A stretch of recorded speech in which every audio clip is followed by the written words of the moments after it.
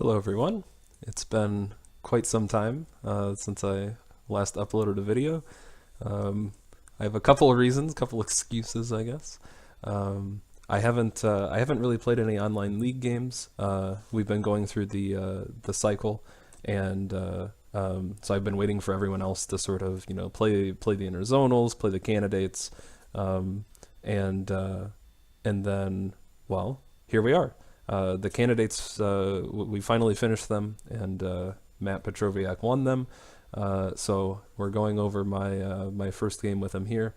This one's not a live commentary. OBS.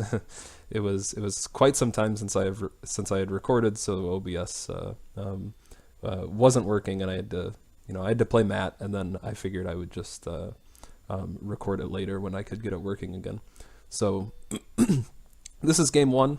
Game two, I actually played that earlier today, so I'll be uploading both of them at the same time. Uh, but Boy, what a game this was. Um, I was considerably more worried in this match, the entire match. It's a best of 12, by the way. Considerably more worried in this match than I was last year when I had played uh, Elliot, and those videos are also on my channel. I think those are the first videos on my channel. Um, this is maybe a good lesson in playing higher rated players. When I was playing Elliot, Elliot tends to um, sort of try to go into very calm, boring positions. And this is not what you should do against higher rated players. You have to have no fear. You should go into tactical positions and hope that they have some kind of tactical blind spot or something and they mess up, and then you can, just win by complicating things. Um, you're not going to go into a simple position and then grind down a higher rated opponent. It's just much harder to win that way. So when I play Petroviak, he usually gets into very complicated positions here, and he did in this game, and I sort of expected it. Um, but I feel like I am going to have my hands full a little bit with this entire match. So why don't we just get right into it? So we have a Sicilian. This is what I expected.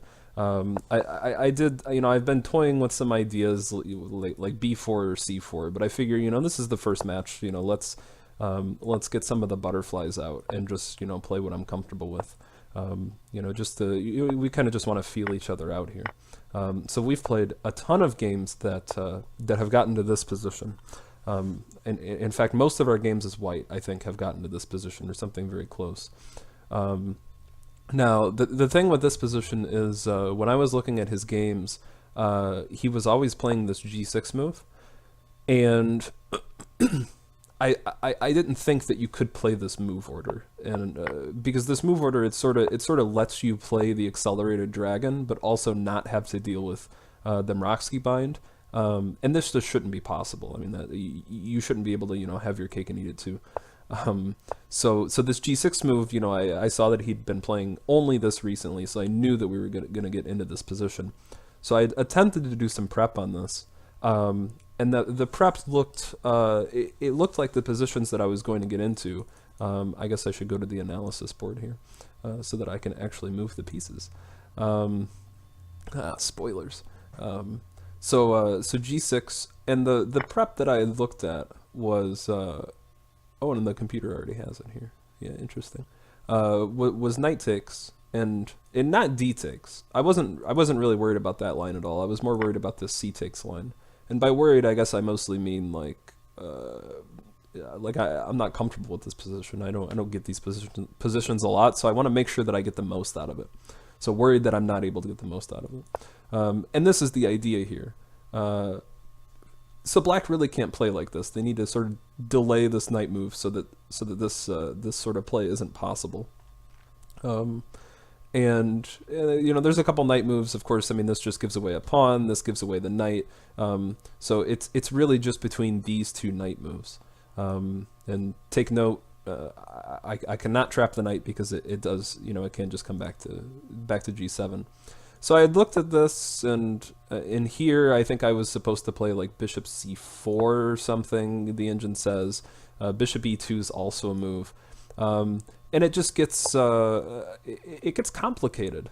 And I didn't like any of these complications. I think maybe I'm supposed to play this. I don't remember. So for the life of me, I couldn't remember the really long engine line, and even when I did remember it, I just didn't like the positions that I was getting out of it. It wasn't what I wanted. It was sort of one of those positions where maybe I have a slight advantage.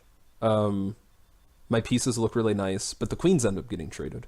So I wasn't really about that. So I decided, kind of last minute. I mean, I've been prepping this line for uh,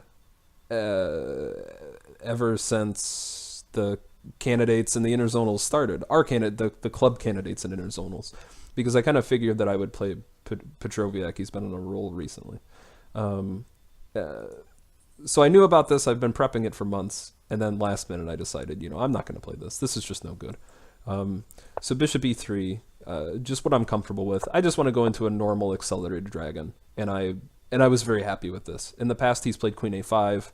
Um, I know against that I can play F3, Queen B4, and Knight B5, and it's a very complicated line, but I'm comfortable in that line. I've seen him play just castles. I've seen A6 as well, and against A6, I think I can also take here, and then here. And this, I think, is a little bit more comfortable for white than the previous one where you were taking on C6 and then playing this. Because here, uh, I have a little bit more development. I feel like I can play around with this position a little bit more. But I don't know. Maybe it just gives you the same positions. Who really knows? But I've seen him play A6, and I think against A6, I can also just ignore this. I can also just go here and then just ignore this, and then just play like normal dragon lines, so to speak. But okay. So then he plays Knight A5 here, and now I genuinely have no clue what to do. So I assume this was. I guess I can say prepped. There's kind of a couple different ways that you can prep. You can sort of just do your general prep where you look at a lot of different openings and you make sure that you know like the best moves for all of your opponent's responses. That's not really the prep that I'm talking about. I don't think he did that. I think this is more the second kind of prep where you're like, okay, we keep playing this same opening. I need to find a novelty somewhere, and not it's not like an absolute novelty. I mean, Knight A5's been played before, as you can see on the side, but a novelty just between us two, because yeah, I haven't even seen this move before. I didn't know you could play it. I figured it was like I figured it was like the other line. Actually, I can't play that. What's the Fischer game? Oh no, it is G6. So I figured it was like the other line where we have Bishop C4, castles, here, and then Knight A5 is just a horrible blunder. After E5, white is going to end up winning this knight, and you get two pieces for the rook. So this is just winning for white, or better for white, maybe. And then the other line's even worse. If you go Knight E8, we have bishop takes, and then king takes Knight E6. The queen's trapped if you take the knight, then you get mated. So I figured it could have been that line as well. Or I figured it was similar to that line, but I couldn't quite work it out in my head. So if we get back to the game here, yeah. So I didn't think that you could play this at all, and it turns out, as white here, you can play bishop f6.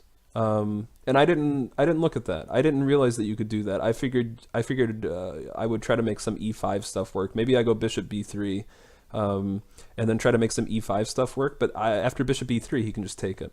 So at this point, I'm thoroughly confused. And this being the first, I guess, league game that I've played in a while. I mean, I've played chess, but I don't know. I was feeling foggy here for some reason.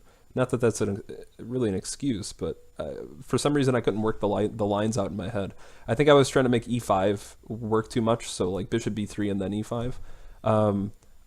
This just doesn't work. I don't think I ever considered playing bishop takes first. The line is quite nice, bishop takes and then e5. And well, the point is, after the knight moves, I believe you can still just go here. So the knight's not going to go here. It just gets trapped. Um, and then, okay, so the knight's going to go to one of these two squares.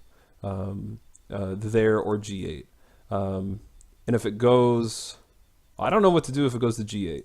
And I didn't know in the game. I guess you can still play knight e6. Here. What are you doing there? What if queen here? I mean, I saw knight c7, but we're down a piece, aren't we? Yeah, we're down a piece. So I guess that's good enough. Knight c7, queen d8. Oh, queen d5 check. Right. e6. Knight takes e6. Oh, this is very complicated. No wonder I didn't see it. What in the world is this?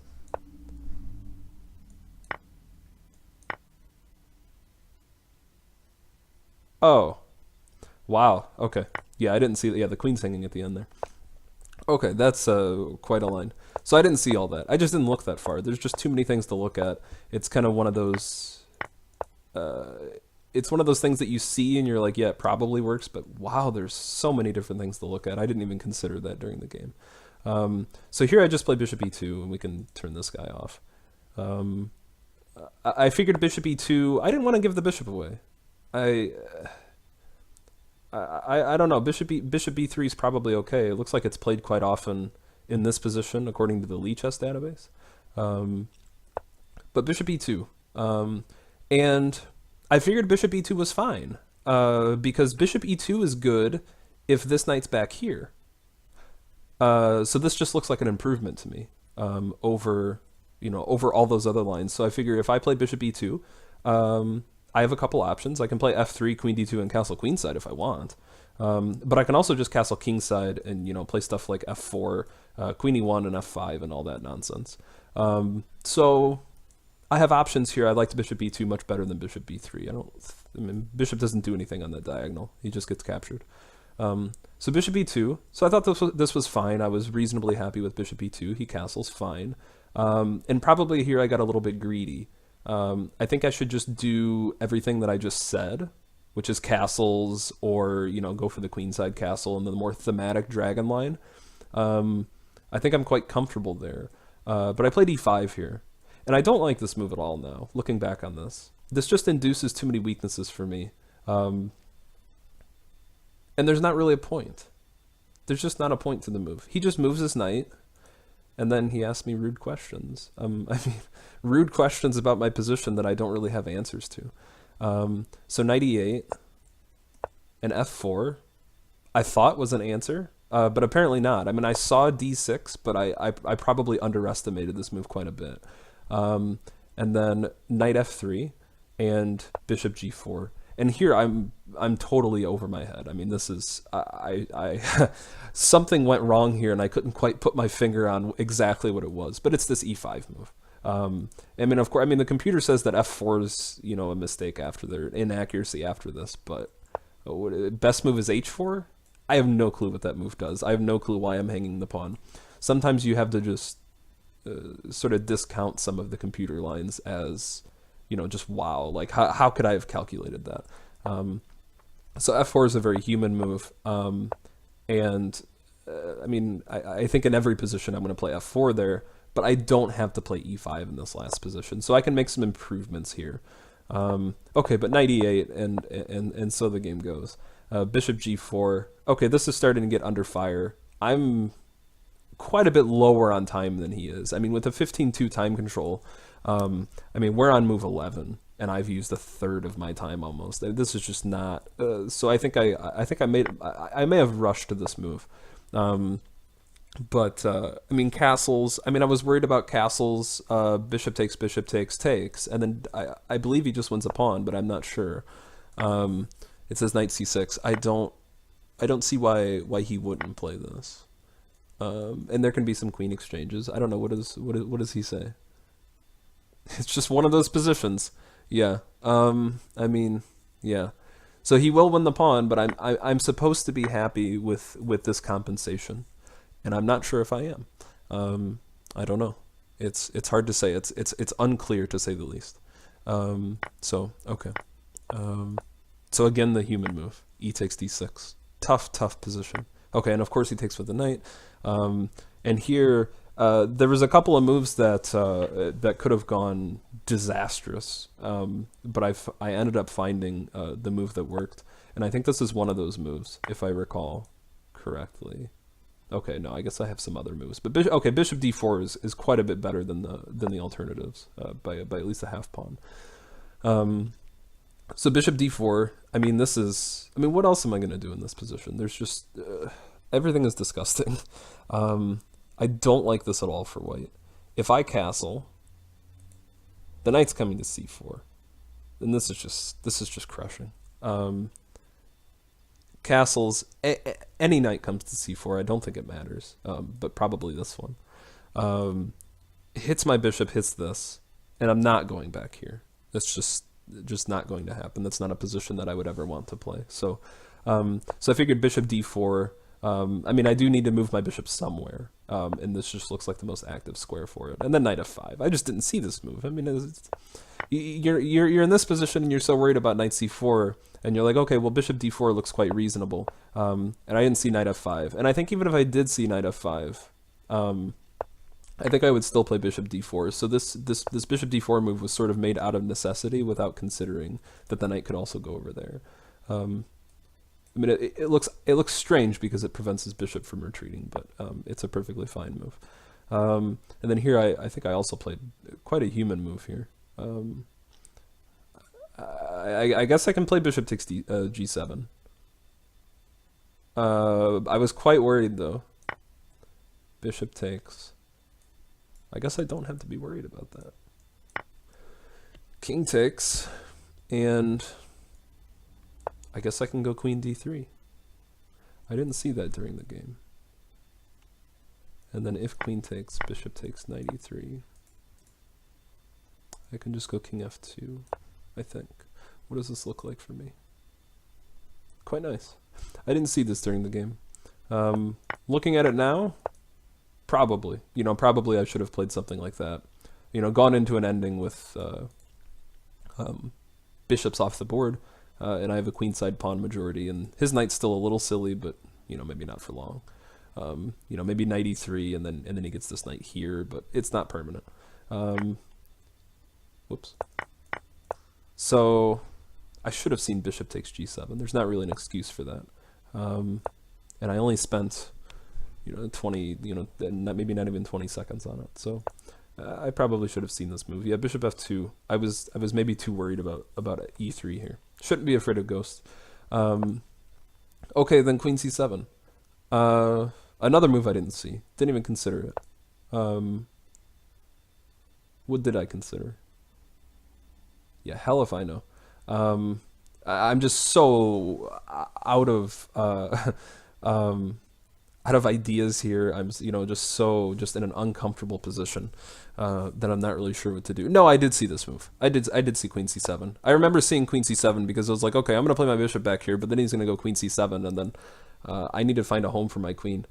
So then I'm in this position, and I think I spent most of my time looking at queen c1 and whether I could hang on for dear life if I played that, and also maybe castles. I think I looked for at g3 for about a half a second and realized I can't give that up. That's just horrible. So I think I looked at castling for quite a long time, and I looked at queen c1 for quite a long time, but this just doesn't. None of these work. No, I didn't look at queen c1 here. I think I reasonably quickly played knight e5. How long did it take? Okay, not quickly at all. It took a minute. So knight e5. And then it was this next position. It was this rook move, which I saw, of course. But this is another one of those moves. You kind of play knight e5 out of necessity. What else are you going to do? It sort of does exactly what you need it to. It guards your knight here, and it guards this pawn here on f4. So it was sort of out of necessity. And I guess there was other moves here, wasn't there? Oh, castles. Yeah, maybe I should have just castled. Yeah. Too pawn hungry, maybe. But yeah, I clearly shouldn't be. I should definitely be parting with these pawns so I can at least actually be fighting in the position. But okay, so knight e5. I mean, this is a tough move to crack, but okay, he plays rook f to d8. Oh yeah, he can just take with the bishop. Yeah. He can take with a bishop, and he will get a pawn, but I have a bishop pair for the time being. And there's some weird stuff here, so okay. A tough move to figure out in rapid. He took a long time on that move as well, almost 2 minutes, minute and a half. So it was here that I looked quite a long time at queen c1 and just didn't like anything that I saw. And then I saw knight d5. And how long? Whoops, what happened? Adobe Flash Gambit. Let's see, 840 to 750. So I kind of saw this move in the nick of time. I didn't see it when I played knight e5. But it turns out this move is a necessity. I don't really have anything else in the position. I played knight e5 with the idea that I was going to go queen c1 and just sort of suck it up. But yeah, knight d5 is quite nice. And I was sort of in this position where queen c1, I was like, okay, queen c1 just loses. You know, I calculated to figure out that it just lost. And then okay, well, I sort of saw knight d5 in time, and I didn't calculate this thoroughly. But if queen c1 lost, and that was kind of like my only other move, all right, well, I'm not going to play the losing move. You know, I'm going to play the move that looks complicated, and maybe it loses, maybe it doesn't, but it gives me better chances. You know, you have to make such time sacrifices in rapid. You know, 750, we're only on move 16. And the game only goes, 25 moves, but you don't know that on move 16. So knight d5, and yeah, as it turns out, it barely holds. I'm not really sure how.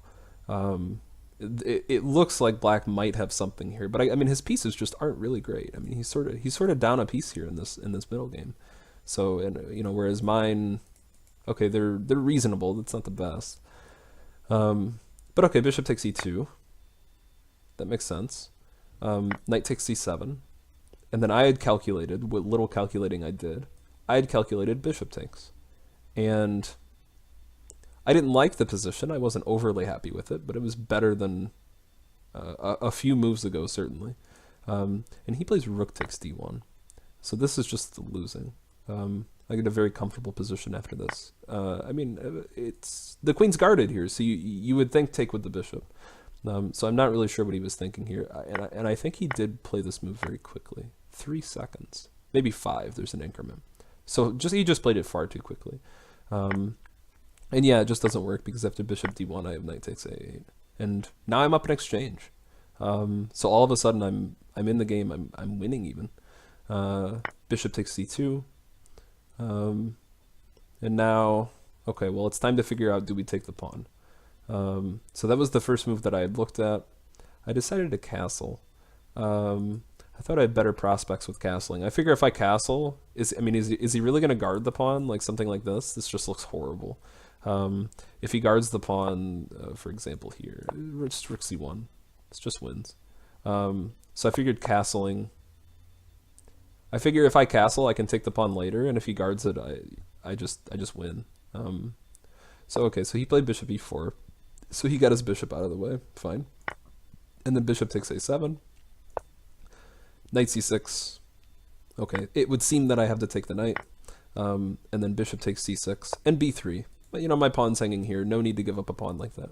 Knight h4. I saw this previously.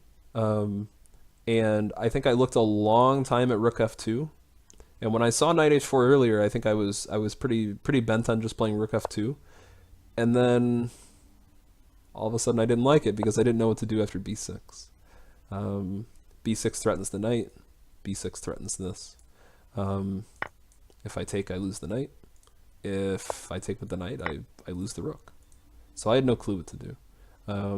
So I didn't like that. I immediately got rid of it. The engine says rook f2 is fine, of course, naturally. Rook f2, yeah, what does he say here after b6? Of course. Yeah, just rook c2. And I missed this neat little idea that you can give up the knight, and then if he takes, then we just have rook c8 check. Yeah, tough to see with not a whole lot of time, in 5 minutes. It's only move 20. Or in the 20s. So yeah, so knight h4, and I decided on rook c1. It looked like this mostly defended everything. If he takes with the bishop, I can play bishop f2, and I win a piece that way. If he takes with the knight, then I can just take the bishop. So, and then on the very next move, I can play g3. I can sort of save my ass. And then if there's any knight checks, I just go there, and I figure, well, can I do that? I mean, it hangs my h pawn. Yeah, I don't think I have a choice. Oh, okay, maybe this was the idea. Maybe I can just go here. Okay, that can be the other idea. Yeah, I don't remember g3 ever being a possibility because the h pawn hangs with the knight check, so that's annoying. But okay, so then he took with the knight. So of course I play rook takes c6, and I believe here, he said he thought I played it to the d file. So yeah, rapid chess is hard. Yeah, so you get things like this, and boy, what a tough game for the first game. So some work's going to need to be done on the opening, and it was about what I expected. I didn't make any really huge mistakes in the opening at all. I just got totally outplayed.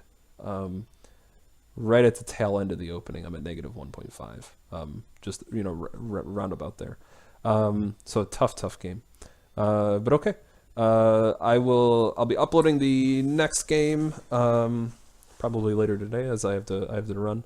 And then yeah, the game should be coming out pretty quickly after that. So all right, thank you all for watching, and I'll see you later. Bye.